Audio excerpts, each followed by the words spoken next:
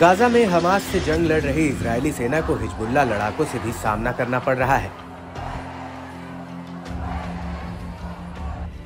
दावा किया जाता है कि इजरायल और हमास युद्ध में अब हिजबुल्लाह भी कूद गया है।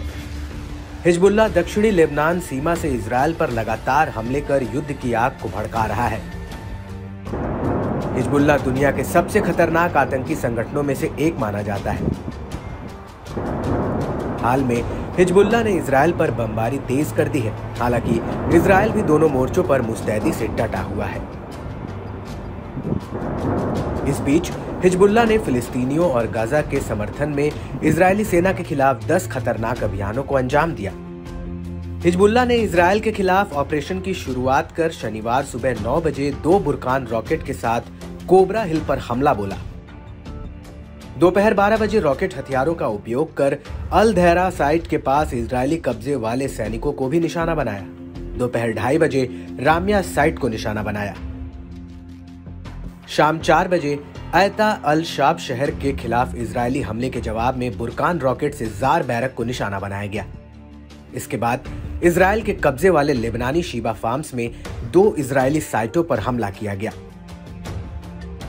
शाम करीब 4:30 बजे रॉकेट तोप खाने के साथ इजरायली कब्जे वाले सैनिकों के एक समूह को निशाना बनाया। शाम करीब 5 बजे हिजबुल्लाह ने बुरकान रॉकेट से रमीम बैरक पर हमला बोला। दोनों ऑपरेशन में सीधे लक्ष्य को भेदा गया। ऐसी आशंका है कि गाजा में चल रही लड़ाई के बीच इजरायल और लेबनान में भी भीषण जंग छिड़ने के आसार दिख रहे हैं। हिजबुल्लाह के रॉकेट हमलों के कुछ घंटों के भीतर ही इजरायली सेना ने भी कड़ा पलटवार किया। आईडीएफ ने बताया कि उनके फाइटर जेट ने लेबनान में जोरदार हवाई हमले किए। इसमें हिजबुल्लाह के कई ठिकानों को निशाना बनाया गया।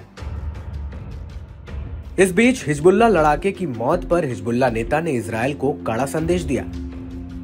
हसन फदल्लाह ने कहा, हथियारों और टकराव की आग के अलावा इजरायली दुश्मनों के साथ कोई बातचीत नहीं होगी। हिजबुल्लाह अपने रुख और इजरायली कब्जे के विरोध के अपने अधिकार पर दृढ़ रहेगा। प्रतिरोध विजयी रहेगा। हिजबुल्लाह लेबनान के सभी बॉर्डरों पर सेना तैनात करना जारी रखेगा। बता दें कि 8 अक्टूबर के बाद से हिजबुल्लाह आतंकी संगठन इजरायल के इलाकों में रोजाना लेबनान बॉर्डर से सैन्य चौकियों और रिहायशी इलाकों में हमला करने से बाज नहीं आ रहा है। हिजबुल्लाह की ओर से ये हमले गाजा में हमास आतंकी संगठन के समर्थन में किए जा रहे हैं। इजरायल की ओर से आरोप लगाया जाता है कि हिजबुल्लाह को ईरान पर्दे के पीछे से आर्थिक और हथियारों की मदद करता है।